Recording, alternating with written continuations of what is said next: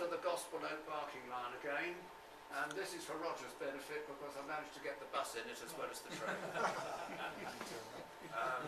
So again, recording the Class 150s while they were still there on a Gospel Oak to Barking service, and this is at Upper Holloway.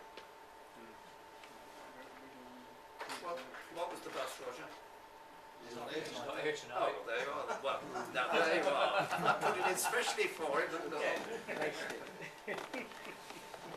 coming up from Junction Road Junction is this GBRF 66 with a set of ballast wagons. I think this was a grain to Fern Park work, if I remember rightly. And these, of course, will now not have the first group logos on them because that line has been taken over by Europe. Okay. Dufferin again, and I've gone down, taken the usual other sort of stuff around, but got this shot particularly because it had got the 67 which had been repainted in the DB Schenker livery, but had the maple leaf embellished on it to commemorate the fact that Keith Heller, who was a Canadian, who had been the chief executive for EWS, had retired or gone back to Canada, and so they painted up this loco especially in his memory. There we are, topped and tailed by 67, and this is the service that was going from Paynton up to Cardiff with Mark III set, and I'm not sure what the maroon coach is, but it's a pity that it rather spoils the consist. And the horse has obviously found better things to do. And while we were there, seized the opportunity of taking the Cardiff to Holyhead return working, which is worked by these 57s which have been painted up in a sort of a Revo type colour. And this is one of them without any further embellishments, just plain colours. 5731 3, I think it is, and just a 4-coach set. But all that's good variety.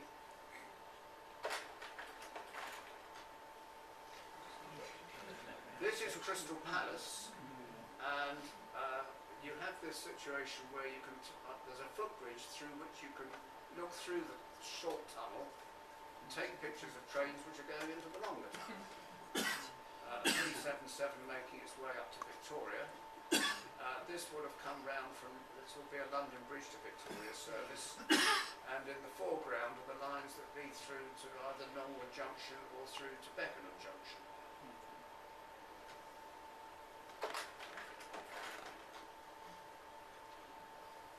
Down on these South London lines, this is now at Brockley, and this is now the home of the 378s which run down from Dalston Junction and go through to either Crystal Palace or West Croydon. This is now a 3781, and that'll be a 4-car set, contrasting with the southern Class 455 on the left. In the distance behind the bridges is where the freight line that goes from Peckham through Nunhead and down the Catford, goes through to Lewisham, or the Catford Loop crosses, and the problem here is that if you're standing on the platform here, all of a sudden you hear a rumble of freight going over and you wonder what it was, and should you have been at the other end, and if you were at the other end it was probably just another EWS 66. I must admit though that colour scheme looks nice on the 378s, I think. Blue and white with a bit of red and a yellow front end. Smart looking units, I think.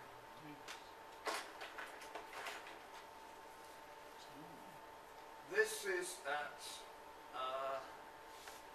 it's either Haggerston or Hoxton, I can't remember which. But it's 2 stations down from Dalston Junction, and it makes an effective shot with the London skyline behind, with what I always regard as that phallic looking gherkin.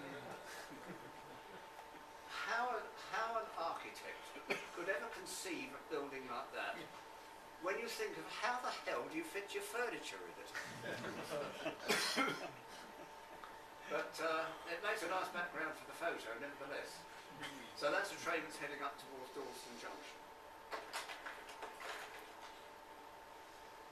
Now at New Cross Gate, the London Overground lines now join up with the southern services, or southern line from London Bridge, and this is one of the first Capital Connect services, which, because it was on a Saturday, would have only started from London Bridge because of all the work that was taking place at Blackfriars.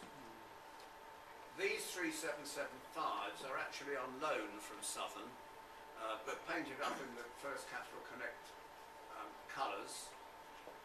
When they first did them, they avoided having all these little bits and pieces. They just had the plain purpley and the maroon doors, and they look quite smart like that. But everybody has his own views on taste.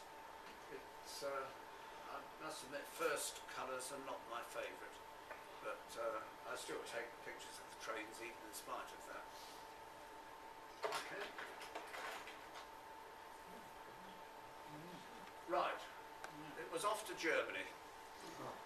It should have been off to Portugal, to be quite honest, but there was a damn volcano in Iceland that went and buggered things up. And so I had to cancel the trip to Portugal, and instead went to the Ruhr, and of course I could do that by train.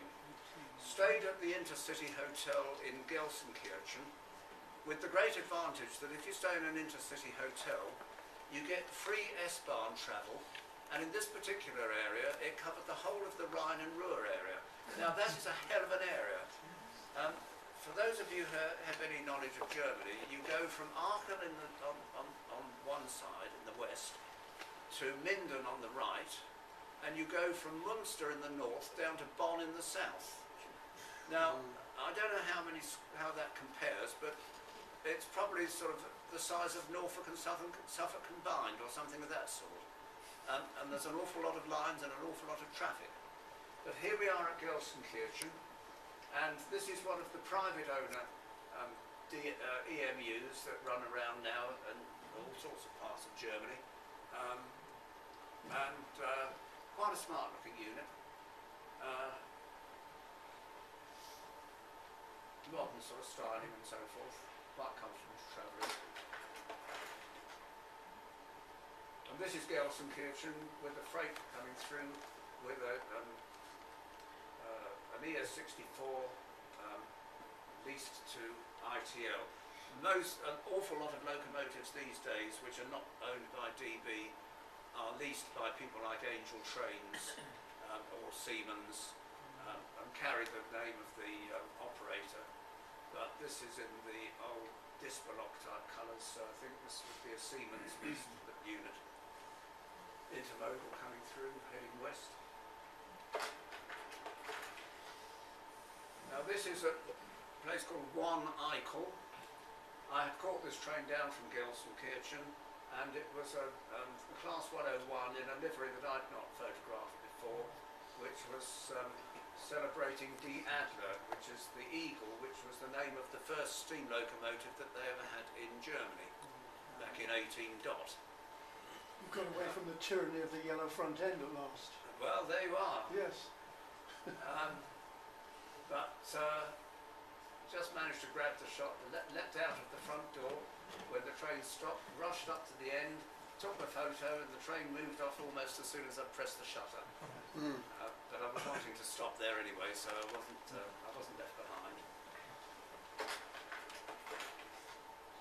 I then caught a little unit down to Bochum, and here we have one of the S-Bahn services which was going from Aachen to Munster with the standard class DB class 146 and the double-deck stop push-pull unit coming into Bochum Hauptbahnhof. Smart looking engines. Went on down to Essen, and parked in a siding was this ex-DR class 204. this is one of their infrastructure, 203, one of their infrastructure locomotives that was just standing nicely in the sun for me to photograph.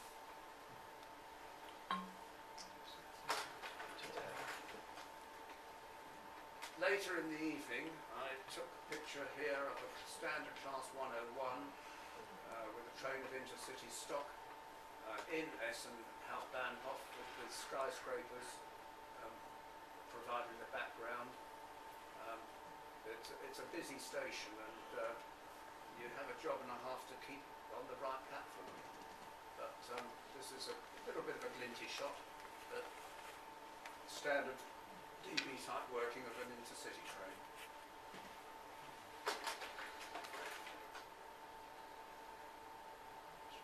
Duisburg, and a class 111 with the standard single deck push-pull stock coming into Duisburg station. Now it's interesting that the Germans have revised the numbering system on their trains in order to tie in with the latest EU directives. And the result of it has been that instead of having a six-figure number which would then have a seventh digit, which is the computer confirmation code, they now have something like, I think it's about 11 different numbers. And it's meant that the computer code that they used to have before is now out by one, I think. And so rather than redo the whole thing, they've just painted out the computer thing on the front. I think it's still on the side in all this lot here. But typically you mess the thing up and make your number be out by one, isn't it? The class 1 looking very clean.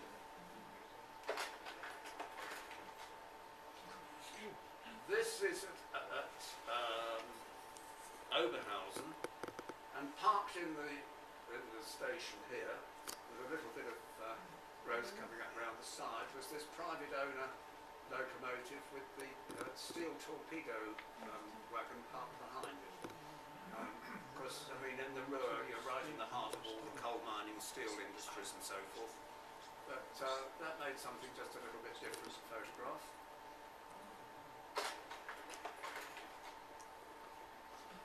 Now, I wanted to explore the area as much as I could, and so I caught a train which was going to Mönchengladbach, that stopped off at Krefeld in the process.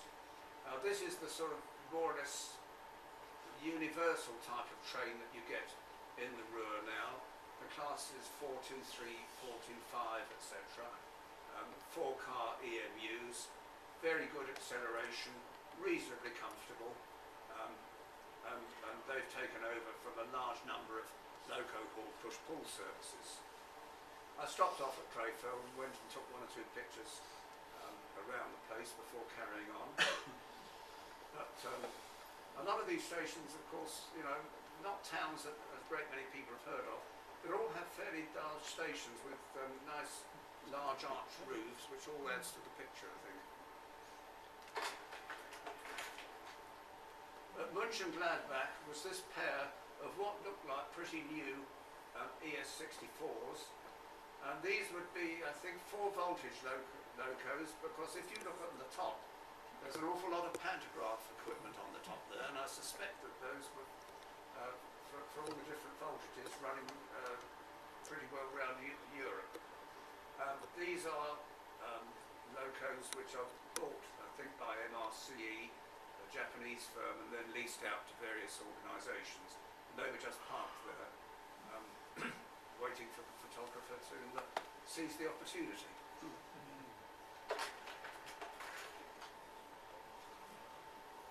On the way back, I called in at Neuss, and where we had these private operated 2-car DMUs, which, if I remember rightly, were working through to Wuppertal. There's a certain amount of private operation in these areas now, not all DB. You'll notice the locomotive on the left, because there's quite an extensive yard at Neuss, but not such that you can take any reasonable photos.